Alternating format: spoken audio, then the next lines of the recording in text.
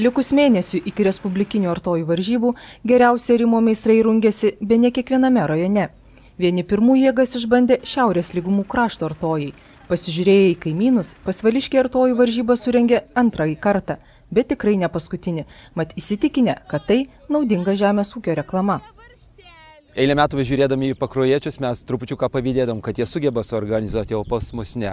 Ir Pasvalyje Žemės ūkio konsultavimo tarnybos, Pasvalio rajono savivaldybės administracijos žemės ūkio skyriaus,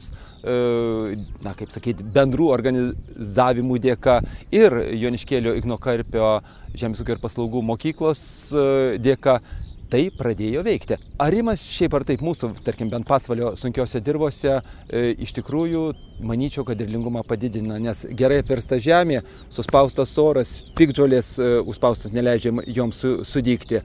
Paskutiniais metais, tarp kitko, prie beariminės technologijos daug kas ėjo, bet kiek teko kalbėti su tomis institucijomis, kurios pardavinėja plūgus, paskutiniais metais vėl plūgų pardavimas didėja ir atrodo, kad tai, ką darė mūsų tėvai, reikia daryti ir jų vaikams. Varžybos varžybomis, bet tai, ką jie moka, kad jie ne tik varžybose naudotų, kad važiuojant pro lauką kiekvienas žmogus galėtų pasakyti, va, žemelė sugulusi lygiai ir čia bus geras derlius. Mano supratimu, kiekvienos tokios varžybos tai tam tikra žemės ūkio reklama. Tai galiausiai žmonėms susirinkusiems tartim ir pasižiūrėti. Pro lauką važiuojant, kasgi sustoja pažiūrėti, kaip tas traktorius arė. O čia varžybose suėję pasižiūri. Apie tai rašo spaudoje, kad tai, kas pradėta, metai po metų vykto. Joniškėlio Igno Karpio žemės ūkio ir paslaugų mokyklos laukuose arimo meistriškumą demonstravo 7 artojai, 3 iš jų mokyklos auklėtiniai.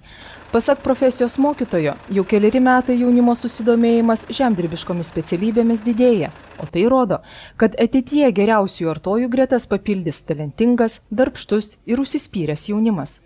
Mes jau antrus metus iš eilės organizuojam su Pasvalio rajono konsultavimo tarnyba.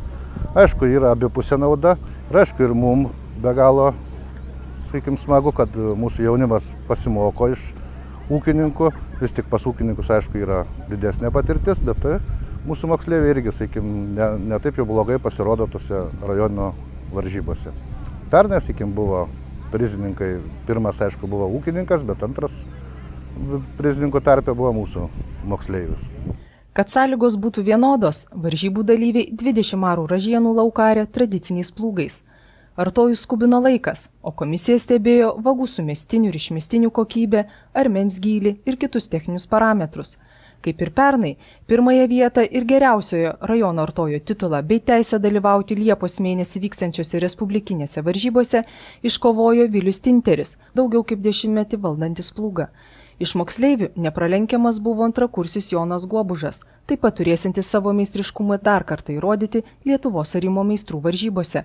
Nugalėtojai įsitikinę, kad sėkmingą varžybų baigti vis tik lemia patirtis. Reikia atsiduoti savo darbui, nuoširdžiai dirbti, sugebėti, turėti potraukį, nes nuo arimo viskas priklauso. Kuo geriau suarsi, tuo lengviau bus žemę dirbti ir derlius geresnis bus. Praktikos savo ūkyje yra, tėvų ūkyje. Daug jau ariu, nebe pirmi metai, nes pernais, kai dalyvau, užėmiau 3 vietą ir teko dalyvauti respublikinėse varžybose. Reikia mokėti kokybiškai ir gerai arti, kad užaugtų puikus pasėliai, kad užauginti ir gauti gerą duoną iš jų.